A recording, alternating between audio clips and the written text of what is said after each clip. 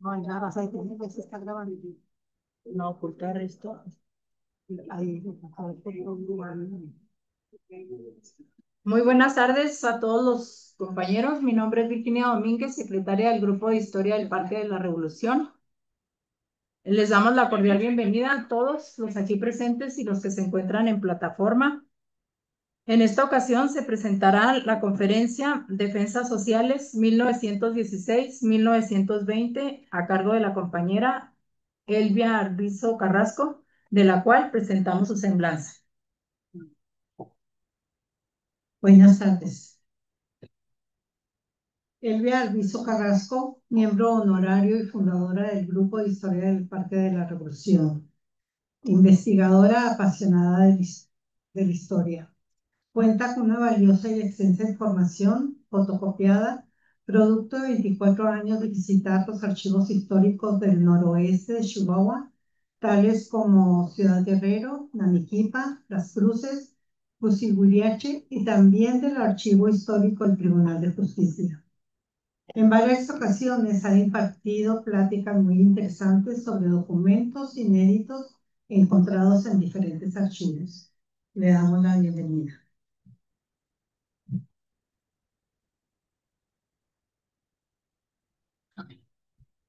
Pues gracias, compañeros, por esta su presentación. Y pues para continuar, ¿verdad? Con la plática, que es conocida, pero ahora presentaremos unos documentos inéditos que pues me ha tocado encontrar, no precisamente en los archivos del gobierno, sino en archivos particulares que me han tenido la suficiente confianza como para confiarme, es decir, aquí está, puede extraer la información. Y pues tenemos los documentos.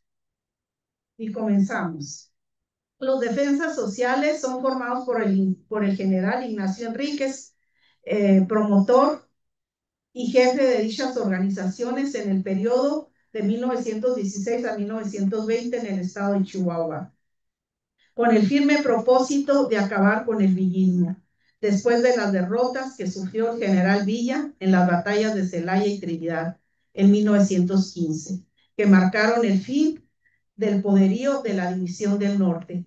Y para el carrancismo significó el triunfo político y el reconocimiento de los Estados Unidos. Ahora la campaña contra el villismo sería emprendida por Venustiano Carranza y el ejército constitucionalista con la ayuda de los defensas sociales, convocando a los ciudadanos el 10 de enero de 1916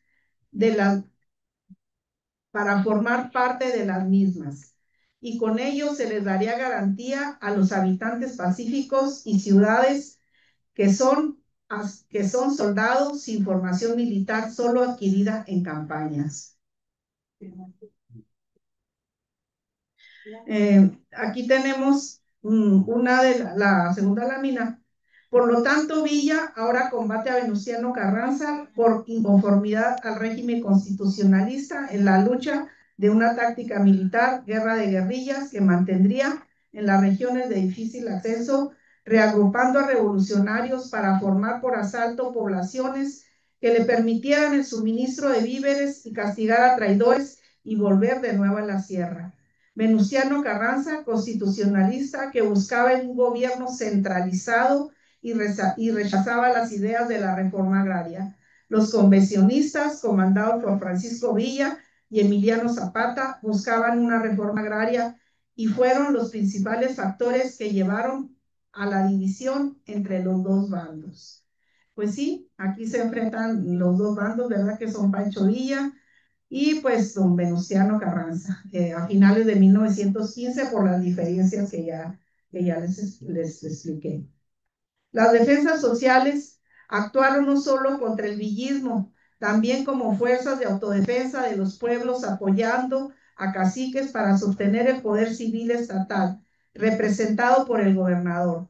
En todos los pueblos se armaron para terminar con el general Francisco Villa, que era el único revolucionario que quedaba en contra del gobierno legítimo de Venustiano Carranza.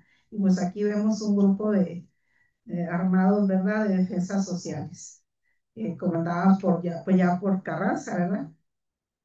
Los defensas sociales los constituyó la población norteña, integrada por excolonos militares, pequeños propietarios y peonaje, aparceros, arrendatarios y medieros, los campesinos sedentarios y labradores que también habían militado en las fuerzas villistas, habiéndose amnistiado al carrancismo, deciden volver a los pueblos y vivir en la legalidad, defendiendo la posesión de las tierras. Y aquí vemos pues a Venustiano Carranza, ¿verdad?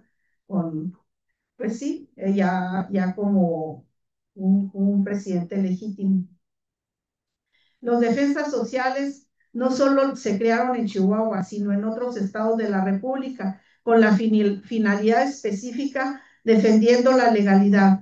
También se les llamaría acordadas. El gobierno da legalidad al grupo de defensas sociales y como dato, al general Felipe Ángeles lo aprendió el jefe de defensas el 26 de noviembre de 1919 en el Valle de los Olivos. Es el Valle de los Olivos, queda acá por Parral. Y como recompensa nombran a Gavino Sandoval, teniente coronel, otorgándole la recompensa de 100,000 pesos en oro nacional como gratificación. Gavino Sandoval también participó en la toma de Columbus y fue uno de los hombres de confianza de Villa. Y aquí pues ya lo vemos convertido en defensa social, ¿verdad? En contra de Francisco Villa, apoyando a Venustiano Carranza. En la segunda parte de los defensas sociales, aquí no vamos a nombrar, ya vimos por qué se forman los defensas sociales, ya vimos que ese núcleo pues estaba conformado por gente del pueblo para defender la legalidad y pues defenderse de Francisco Villa, que así ellos lo decían. Y pues vamos a continuar. Ya ahora sí nos vamos a Namiquipa y al pueblo de Cruces. Ya nos vamos a ir ya no vamos a estar aquí en Chihuahua. Ya vimos que los defensas sociales, porque se forman. Entonces aquí la primera, aquí les voy a decir que primeramente el pueblo de Namiquipa se localiza a 188 kilómetros, vía corta por la carretera Ciudad Juárez. Hay vías alternas como Cuauhtémoc. El pueblo de Cruces se encuentra a 35 kilómetros de distancia al norte de Namiquipa. Pues estos son los dos pueblos, ¿verdad?, que estudié como qué pasó con esos defensas sociales en estos dos pueblos. Claro que había que estudiar todos los pueblos de Chihuahua, porque en todos los pueblos de Chihuahua se armaron como defensas sociales, ese grupo de gente, ¿verdad?, que estaba a favor del gobierno, que era don Venustiano Carranza. En la lámina, a principios de 1916, Francisco Villa ya tenía conocimiento de la organización de las defensas en Amiquipa. Los villistas, Julio Acosta, Nicolás Fernández, Martín López, Raudelio Uribe, Jerónimo Padilla, invitan a defensas sociales de Namiquipa al señor Francisco Antillón a unirse a ellos para combatir a Venustiano Carranza por inconformidades. La respuesta de los defensas es dar su apoyo a Carranza, participando en varios combates contra los villistas. Pues sí, aquí ya se unen los defensas sociales y ya no quieren participar con Villa, entonces se les hace más cómodo pues quedarse al lado del gobierno y defender a Venustiano Carranza. Y esos defensas sociales tuvieron varias batallas en contra de los villistas, ya como defensas sociales. Villa, bueno, aquí un comentario, sí les voy a decir algo, es un comentario. El señor Francisco Antillón le hizo un robo de armas, de dinero muy grande a Villa. Villa lo manda a buscar para pedirle cuentas, pero él huye y no logran dar. Entonces él se amnistía a Carranza y luego ya Carranza pues lo convierte pues en defensa social. Otro robo que sufre, ¿verdad? Vamos a hablar de los robos de Villa, ¿verdad? Que fueron bastantes, nada más que voy aquí a nombrar unos poquitos. El mismo Candelario Cervantes también, desgraciadamente, robó a Villa, que fue uno de los más grandes dorados que ha dado Namiquipa. También otro robo uno de los dorados de más confianza, ¿verdad? Que pues podemos hablar también de un Francisco Luján, también que robó a Villa. Entonces aquí no es que defienda a Villa, pero Villa tuvo muchos robos en Amiquipa de armas y de dinero también, porque él les daba el dinero y las armas para que siguieran peleando con los carrancistas y pues desgraciadamente esos malos soldados que habían sido villistas pues se quedaran con el dinero. Aquí vamos a ver otro episodio. El 23 de mayo de 1916, el profesor José María Espinosa, en sus inicios, llegó a ser jefe de defensas sociales, juntando a algunos vecinos de buena conducta y bajo la cooperación de la autoridad municipal. Se une a la asociación que lleva por nombre Defensa Social. Según el aviso oportuno que el general dio al gobernador Enríquez, no siendo posible soportar los abusos y desmanes por la gente de Francisco Villa, que con la mayor desfachatez entraron 2 horas al pueblo, cometiendo toda clase de delitos sin que nadie pusiera orden a su semejante bandolerismo. El pueblo de Namiquipa fue muy castigado por villistas inconformes, entre ellos por la tenencia de la tierra y otras bandas de bandoleros asaltantes. Miren, aquí nos habla, ¿verdad?, de los abusos que cometió Villa en Namiquipa. Se habla, se habla mucho, ¿verdad?, de todos esos, pues sí, desmanes que cometió también Villa, pero también podemos hablar de los desmanes que le hicieron a Villa en Arequipa. Pero vamos a seguir con la plática porque sí está difícil, ¿eh? No crean que está fácil. Bueno, aquí se tiene conocimiento, fíjense bien, eso es muy importante porque estos son documentos inéditos que gracias a que tuve acceso a ellos podemos tener este tipo de información. Se tiene conocimiento por los revolucionarios que hay un arsenal de armas escondido en la cueva del Rosal y otro en la cueva de Tetillas, que se encuentra a 18 o a 20 kilómetros de Namiquipa, denunciando el gobernador del estado por el profesor Espinosa. O sea, el profesor Espinosa denuncia todas estas armas aquí al gobernador del estado de Chihuahua. Hay otros documentos que dicen otras cosas, pero yo quise, no documentos, libros, pero yo me quise basar en los documentos. Entonces, siendo el gobernador del estado, bueno, aquí ya me equivoqué, siendo propiedad de Francisco Villa, todas estas armas que eran denunciadas ante el gobernador, pues eran propiedad de Francisco Villa, que las había escondido en la cueva de que ya les mencioné, que era la cueva del Rosal y la cueva de Tetillas. Entonces, los testigos del armamento escondido son los defensas don Francisco Antillón y Fidencio Luján. A ellos les consta que en dicha cueva sacaron 340 rifles 30-30.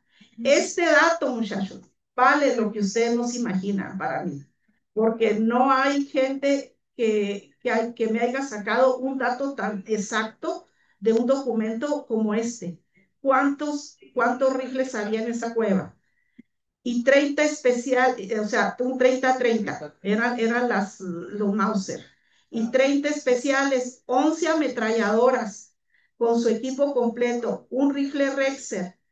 Todas las armas estaban en muy buenas condiciones y fueron depositadas por el jefe de defensas sociales en el pueblo de Namijipa, en la casa que servía de cuartel a los defensas, del señor José Muñoz, quien fungía en aquel tiempo como presidente municipal. Este es otro dato que yo creo que vale la pena rescatar. ¿Quién era el presidente en ese tiempo? Era don José Muñoz, que era el abuelo del ingeniero Alderete. Ese señor, ¿verdad? Sí, ese señor, ¿verdad? Que luchó por mantener el orden en Arequipa. Entonces llegó a estar en los dos bandos, fíjense, al mismo tiempo que que se veía con el gobierno de Carranza, al mismo tiempo estaba con Villa. Era el presidente de Namijipa y era el que resguardaba las armas de Namijipa. Imagínense, o sea, era una cosa terrorífica. Yo allí no hubiera estado en ese tiempo. Entonces había otro cuartel que ese sí no lo pude localizar, ¿verdad? No, el documento no me arrojó buen dato porque estaba muy mutilado, pero sí había otro cuartel. Solo encontraron un rifle Rexer. El señor Lugardo Chavarría, que fungía como policía desde 1910, afirmó que fueron extraídos varios rifles de igual marca por revolucionarios nativos del pueblo que se encontraban en el cuartel del señor José Muñoz. Miren, este rifle, pues no sé, yo nunca había sabido de este tipo de rifles, pero según don Lugardo Chavarría había como 40, ya nomás encontraron uno. Pero bueno, pues ni modo, a ver dónde los hayan al rato, pero al menos eso tenemos el conocimiento por documentos. Acá encontramos todas estas armas son las que escondió Villa, aquí en la Cueva del Rosal. Todo este armamento. Vamos a ver qué más pasó. Todas las armas fueron recogidas. Estas armas que tenía Villa escondidas, recogidas por las tropas americanas. Ya estaba la expedición punitiva en Namijipa. A ver si están hablando allá, me sacan de onda. Bueno, entonces todas por las tropas americanas, así como 100 rifles en la cueva de Tetillas. Miren, aquí sí ven la imagen.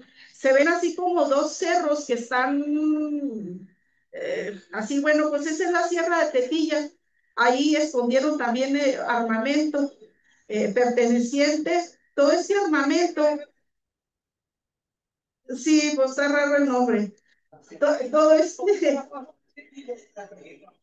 todas esas armas, pues estuvieron ahí escondidas, ¿verdad? Todas pertenecían a las fuerzas villistas. Todas estas armas eran de Villa. Voy a nombrar a 4 defensas sociales en desacuerdos con Villa. El señor Mariano Carrasco, José María Ordóñez, Narciso Romero y Luis Aguirre. Los dos primeros no estaban de acuerdo con la gente de Villa por llevarse a los moradores de Namijipa a las filas villistas y dejar al pueblo desprotegido a merced de bandas contrarias. El tercero es el señor Romero, porque le quedaron a deber un salario como policía en cruces de 1911 a 1912. Empezó a sacar armas de la cueva para pagarse lo que le debían. Luego siguieron saqueando los demás. El cuarto, Luis Aguirre, denuncia al general Percy donde había armas, donde estaban las armas villistas. A él sí le pagó el general Percy por denunciar esas armas. Era un espía, pero a pesar de haber sacado él también armas y vendiéndoselas a los carrancistas. Aquí vamos a ver puros robos, ¿eh? No se asusten. O sea, no van a pensar que yo me asusté cuando vi todo esto, ¿eh? Yo no sabía de nada de esto. Entonces a mí me llamó mucho la atención que este señor sacó dinero del general Percy que le dio, porque le dijo, oye, acá hay más armas, pues vamos por ella. Sí, pero él ya se había robado un montón también. Entonces, pues el señor ese pues no era muy honesto. Y luego ya le pagan por sus servicios de espía el general Percy, y luego pues él toda se queda con todo el dinero de las armas que le dio a los carrancistas. Los carrancistas empezaron a comprar esas armas. Bueno, los carrancistas empezaron a comprar las armas, porque dijeron, si nosotros les compramos las armas, estas armas ya no van a llegar a Villa, entonces nosotros hay que comprárselas. Y empezó pues una lucha pues híjola, pues un robadero que para qué les cuento. Entonces dijeron bueno, entonces ya se las vendieron a los carrancistas. Los carrancistas empezaron a comprar esas armas para que no cayeran en manos de los villistas, pero no contaron que los gringos ya también estaban atrás de esas armas. O sea que andaban tanto los carrancistas, los villistas y la expedición punitiva, ya sabían todos de las armas que había ahí y todos las querían. Eh, los gringos estaban, don Cornelio Espinosa y su hijo José María Espinosa, con ayuda de defensas sociales, se trajeron las armas para Naniquipa, desde la cueva del Rosal a la Sierra de Tetillas. Ahí se trajeron todos esos defensas sociales, se traen todas esas armas y las depositan ahí en el cuartel que ya les comenté, que era de don José Muñoz. Miren, aquí les voy a mostrar, aquí se ve, esa es la cueva del Rosal, la que está de este lado, es la cueva del Rosal. Y acá está del otro lado de la cueva del Rosal, como se sube a la cueva del Rosal. Pues yo les quiero decir que si no me sacan de ahí, ahorita yo no les estaría dando esta plática. Está terrorífica. Estuve a punto de quedarme allí gracias a una señora que me sacó, doña Leti Piñuelas, que le mando un abrazo si me estoy oyendo. Ella fue la que me salvó. Pero yo quería saber dónde había escondido Villa Las Armas. Está muy profunda la cueva. No, está. Para subir está dificilísima. Está aquí ya está, aquí estamos adentro de la cueva, pero allá es para subir. Entonces yo subo con 18 años y pues me faltaron otros 10 menos para poder subir mejor. Pero en fin, pero subí y les puedo dar testimonio de todo lo que encontré, de todo lo que vi y no me arrepiento, pero casi me quedé. ¿El terrero? No, está en el Terrero, por la carretera del Terrero hasta Granja Casabantes y luego sube uno y entra uno a un cañón, que es el Cañón del Rosal, y luego está la Cueva de Tetillas y hay otra sierra ahí que se llama La Cartuchera. También esa cartuchera ya nomás la vi, pero no, ya no subí, no, ya no. Pero sí vi la principal, que fue la Cueva del Rosal, donde Villa escondió la mayor parte del armamento. Bueno, entonces continuamos con la otra lámina. Pero eso se los platico a ustedes porque pues todavía tengo miedo. Bueno, fíjese, este es un documento bien inédito, bien bonito. Bueno, bonito en este tiempo, malo en aquel tiempo. La tarde del 16 de junio de 1916, los americanos sitiaron el pueblo de Namiquipa, rodeándolo completamente con 2 hileras de soldados, que según los que quedaron afuera del sitio serían 2,000 hombres, con ametralladoras y cañones puestos en lugares dominantes para arrasar en un momento las casas de la población que quedaran dentro del sitio. En caso de que no les entregaran las armas que tenían en el cuartel de José Muñoz, los americanos, fíjense bien, ese es otro dato que yo, aquí al coronel que le interesa todo este rollo, que yo no lo sabía y que lo encuentro en un documento. Los americanos no se tomaron la molestia, óiganlo bien. Vamos a cambiarles el nombre de americanos por gringos, que los gringos no se tomaron la molestia de ir por las armas. ¿Saben qué pasó? Se las entregaron ahí puestas ya en Amiquipa. Los gringos no se espinaron como yo. Y luego me dio mucho coraje porque todavía los defensas sociales les entregan las armas en el mero pueblo. Ellos traen sus espías, chequen que todas las armas estén completas. Si supieran que ya los de Namiquipa les habían bajado medio cargamento, los gringos no se llevaron todo. Ya los de Namiquipa ya les habían robado la mitad de las armas. O sea, los gringos pensaron, ay, qué suaves, tenemos todo el armamento, ya Villa no lo va a tener. No, la mitad de ese armamento ya se lo habían robado los de Namiquipa. O sea que los gringos no, no triunfaron tanto como ellos querían. Fueron más listos los de allá. Bueno, entonces ya les entregan, como no se toman la molestia de ir por las armas, pues se las entregan ahí en el pueblo y vamos a ver qué pasó. Me dice si no me paso de tiempo, ¿eh? Ay, esto está muy interesante. Las tropas americanas llegan a Namequipe el 22 de marzo de 1916, permaneciendo en este pueblo hasta los últimos del mes de junio del año del mismo año, trasladándose enseguida al pueblo del Valle de San Buenaventura, del distrito de Galeana. Aquí yo puse una foto de Namiquipa, donde van caminando, a ver, dale a la lámina 16. Ya, esa es. Entonces, así ustedes ven, ahí ya se van a San Buenaventura. Aquí ya habían matado a Candelario Cervantes, ahí en la Sierra de Cruces, que era uno de los importantes que tomó Columbus. Supuestamente los gringos andaban buscando a los de Columbus, pero también a las armas de Villa. Sí, fue el más buscado. Y cuando matan a Candelario Cervantes, lo matan el 25 de mayo. Entonces ya Candelario para esa fecha, pues ya era hombre difunto. 1,000 pesos. Bueno, aquí vamos en la lámina 17, ¿sí? Por ser mayoría, este es otro documento inédito, tremendísimo también, muy bonito. Bueno, en aquel tiempo, en aquel horrible, pero hoy estamos bien.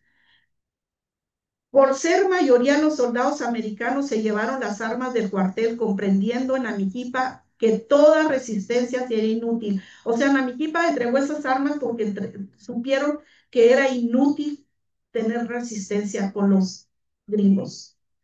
El armamento descrito recogido en calidad de resguardo por los americanos. Fíjense bien qué buenos son los americanos. No lo iban a resguardar ese armamento. Tiene un costo de 20,000 pesos. Yo lo dudo. Yo dudo que haya tenido ese, porque hubo unos peritos muy a favor de los americanos. Encontré otro documento que ya no lo alcancé a poner, como que les hicieron la balona a los americanos y bajaron los precios.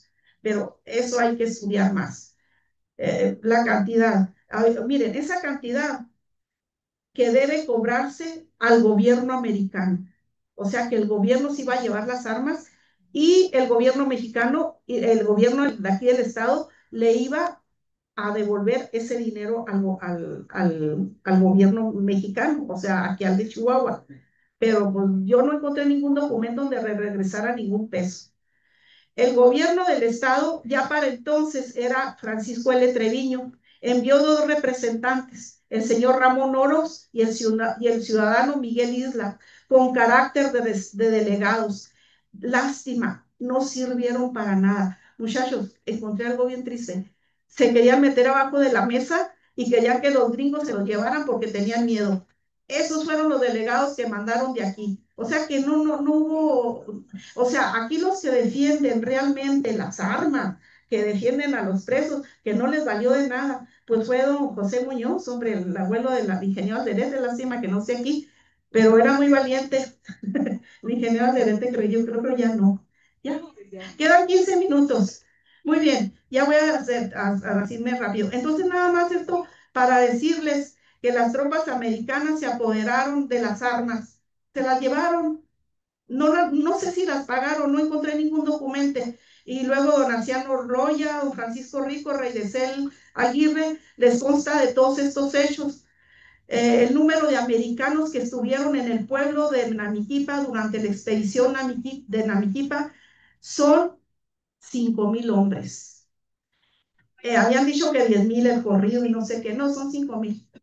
Aquí dice al menos el documento, está documentado. Chécame. La presidencia de Namiquipa de 1916, pues es la que está del otro lado, esta es actualmente. Ahí se negociaron, cuando vayan a Namiquipa, vean la presidencia, ahí se negociaron las armas y los pesos con el general Pershing y el Camponela. Aquí es la casa del señor José Casabantes. De haber sido cañoneado el pueblo, pues lo primero que había caído sería la casa esa que yo nací, ahí donde está la ventanita esa, la habían tirado, esa donde hubiera nacido yo. Ahora ya está, nada más hicieron esos apartamentos nuevos, ya tiraron la casa esa, era la de mi abuela, y ahora ya están esos apartamentos. Pero aquí en esta casa, pues aquí nací yo. Todavía era la extensión de un presidio. Mm, aquí seguimos viendo esta es la cueva de todas las armas, aquí rápido. Todas las armas fueron decomisadas a los escasos defensas por el general Percy, el presidente José Muñoz, como el profesor Espinosa. Se opusieron a entregarlas. Serias discusiones con los americanos, obligándolos también a entregar 20 armas que tenían en la presidencia. Dejaron a las autoridades de Namiquipa, los gringos desarmados, pero no contaban con que tenían más armas escondidas, no se preocupen. Los americanos proponían que se les entregaran en calidad de depósito, porque en caso de ser atacados por los villistas no podían defenderlas por ser tan pocos elementos. Hay una lista de 37 defensas sociales. Fíjense bien, 37 defensas sociales, 40 defensas sociales que había en cruces para 2,000 soldados que tenían los gringos en Aniquipa, entonces yo también las hubiera entregado, ni modo. Y aquí nada más, ¿cuánto me queda? 2 minutos. 12. Dos.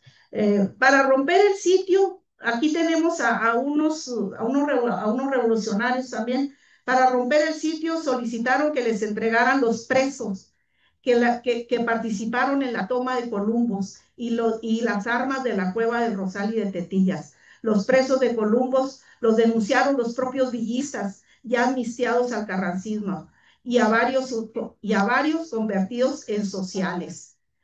Puros traidores, muchachos. Las autoridades de Namiquipa tuvieron que acceder a sus dos peticiones, entregando precios, entregando autoridades, entregando todo lo que pudieron y las armas.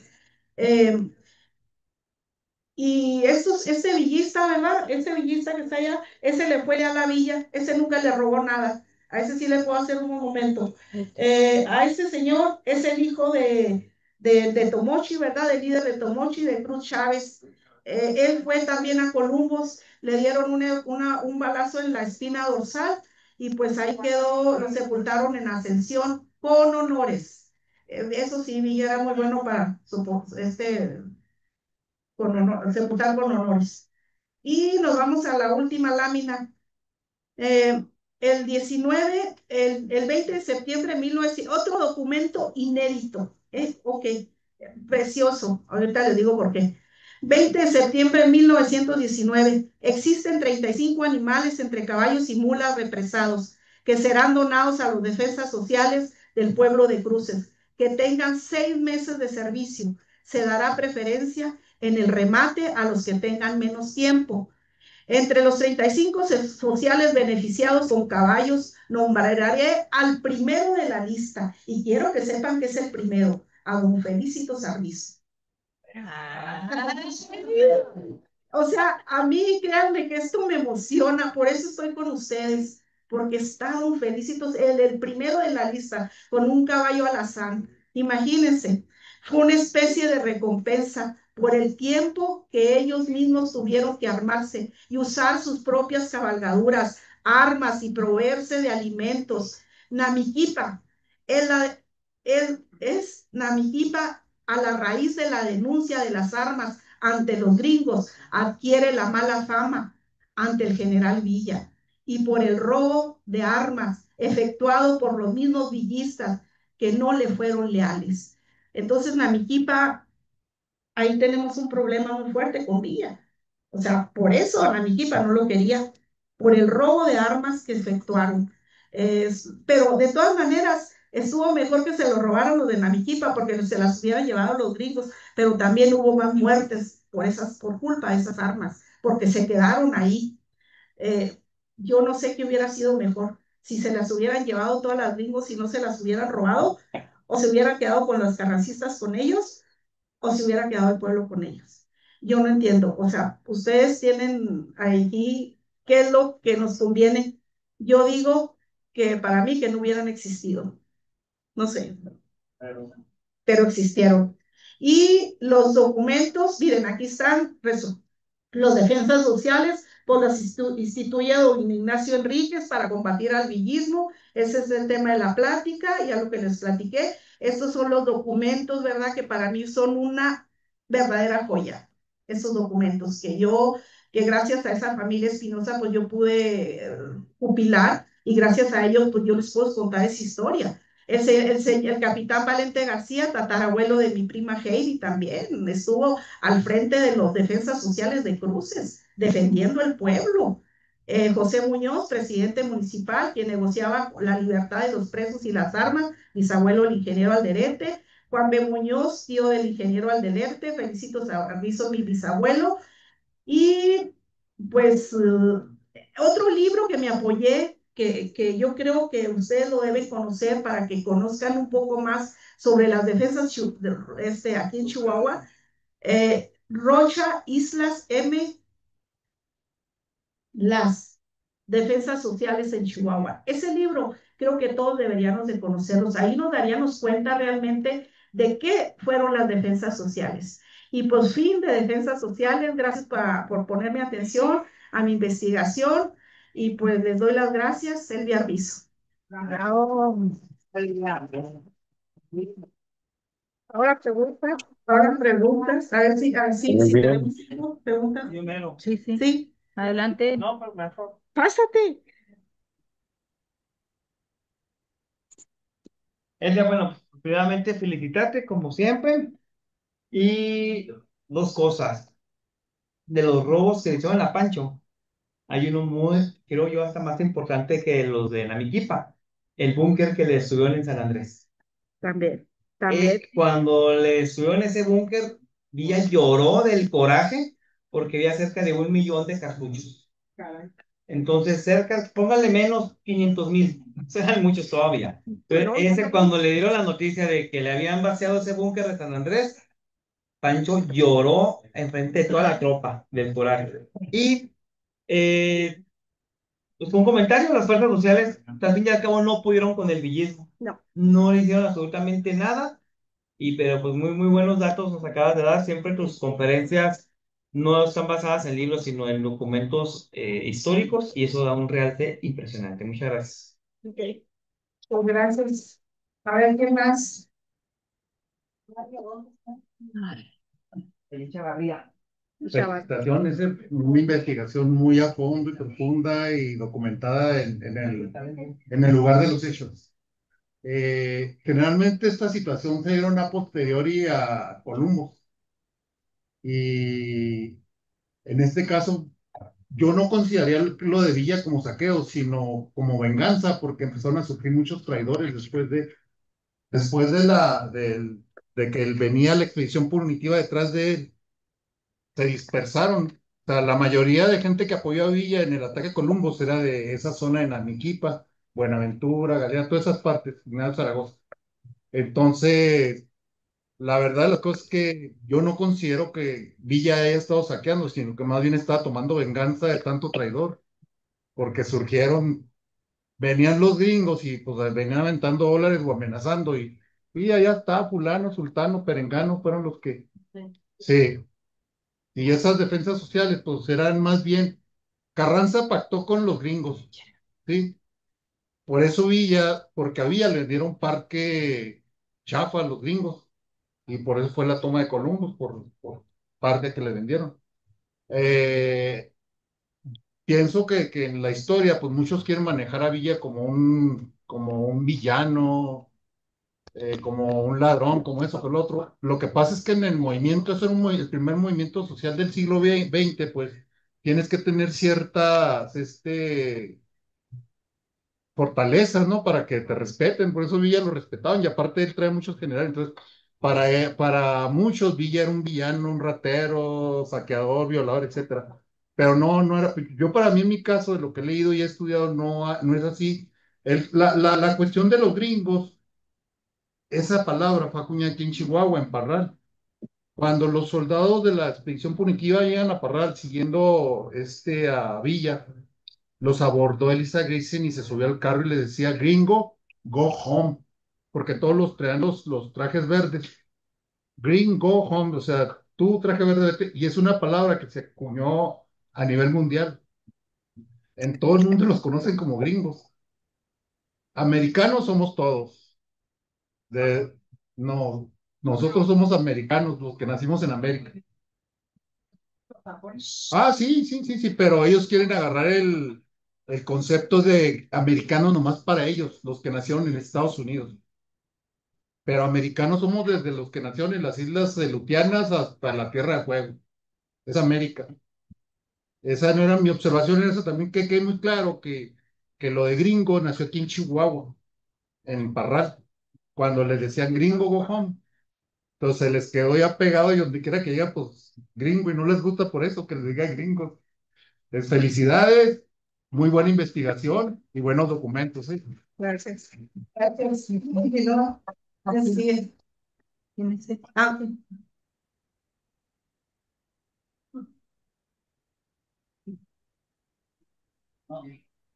no alcanzo. ¿Quién es esa? Burbuja. Esta María Luisa. María Luisa, por favor, tienes la palabra. Ok, buenas tardes, Elvia, Buenas tan interesantes. Sí me escuchan, ¿verdad? Sí, claro que sí. Sí, ok, Elvia, felicidades, tan interesante como siempre, todas las juntas. Y quisiera agregar, ahorita, precisamente que estás con todo lo de las guardias blancas, en este libro, que es uno de los que tengo aquí, que mencionan a mi abuelo también como parte de las guardias blancas. Tengo otros libros que lo mencionan y solamente como resumen, lo quiero leer. Son 4 renglones. Dice, Márquez Maximiano, jefe de las guardias blancas de la hacienda de Babícora en Chihuahua, que puso celada al general villista José E. Rodríguez, aprendiéndolo y fusilándolo más tarde, el 14 de enero de 1916. Había sido de los contingentes revolucionarios de Namiquipa, que operó a las órdenes del general José de la Luz Blanco. Entonces también pues otra contribución, me baso en libros y también en documentos. Entonces, estoy aquí mostrando uno de los libros que lo menciona. Aquí está. Es mi contribución. Y felicidades, Elvia. Me encanta. Pues muchas gracias.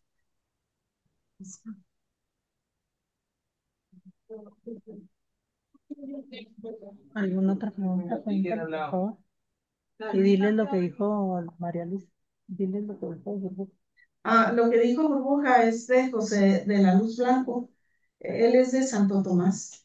Ese señor, un revolucionario que estuvo muy al frente de los revolucionarios. Fue el que se llevó a los revolucionarios en la primera vez a combatir a Juárez. Él fue José de la Luz Blanca, como que pasó por segunda vez, se quedaron muchos ahí rezagados y pasó segunda vez y se lo lleva a la revolución, allá a Juárez. José de la Luz Blanco. Eso sí. ¿Alguna otra pregunta, compañeros de plataforma? Y soy yo, sí. Sí, adelante, Alderete. Estoy yo.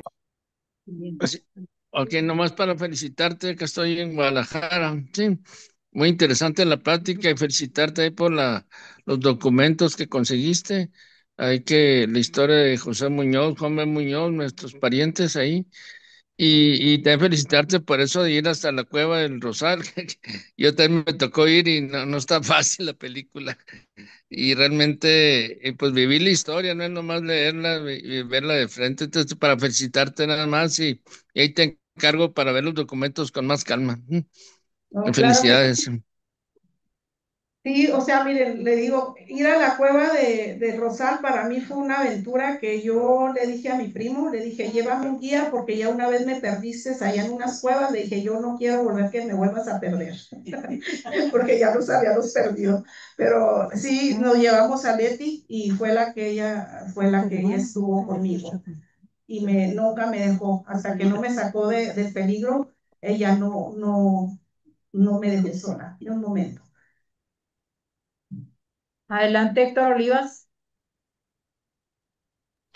¿Qué tal? Pues como siempre, felicitarte porque pues tú lo que haces es investigación de campo e investigación documental. Entonces, mucho de lo que nos traes pues es primera mano o visto directamente en los documentos, o sea, la labor de historiadora la cumples cabalmente.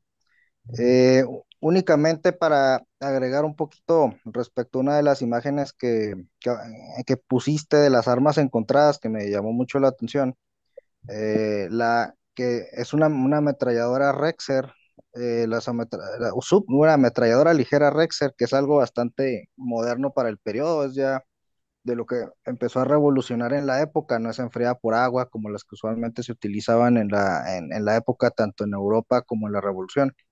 Y son británicas, pero es una versión británica de las ametralladoras Madsen, que son de origen danés, que yo me las he topado en un par de museos aquí en México.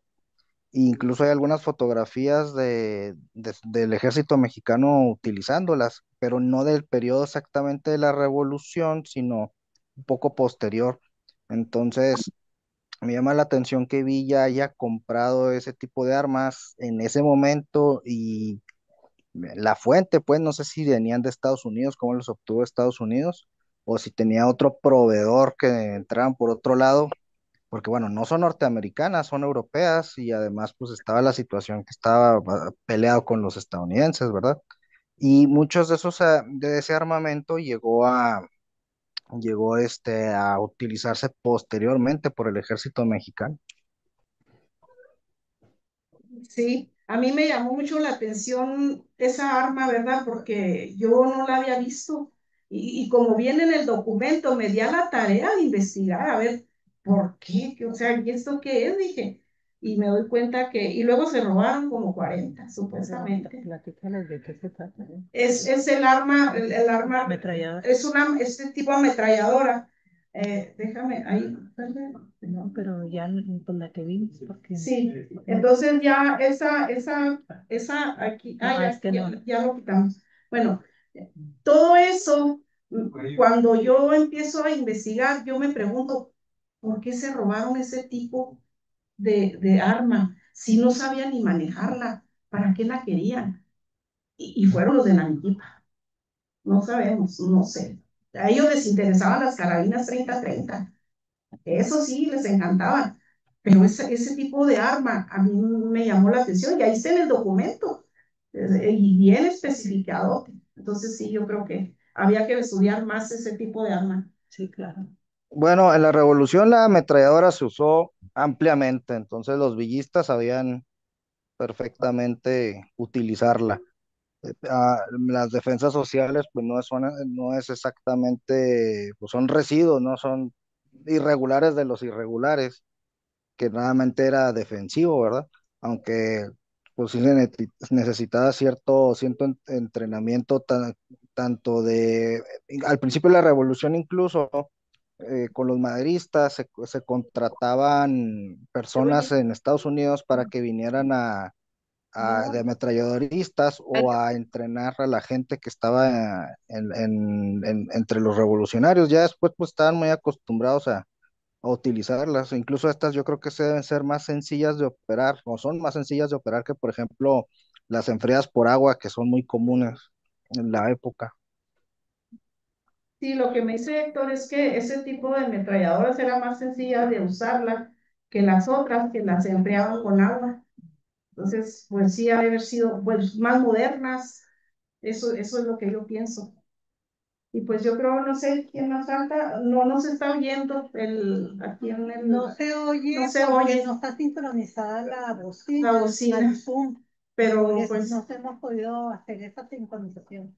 ok. Bueno, pues yo creo ya es todo. Espero que les haya gustado mi plática y manden. ¿Sí? Sí, pásele, dile que le pase, por favor. Sí, pues. Entonces, pues muchas gracias y esta investigación me duró como 6 meses a la tirada que me dejé hacer en una cueva de Rosal. Pero en fin, aquí estamos y pues hay que seguir investigando más. Y pues muchas gracias a todos. ¿Dónde está Felipe? Ahora sí, Aquí. está el viaje. Aquí es. Ahora sí, está también. Ah, Toda la vida he sido, chava. Está.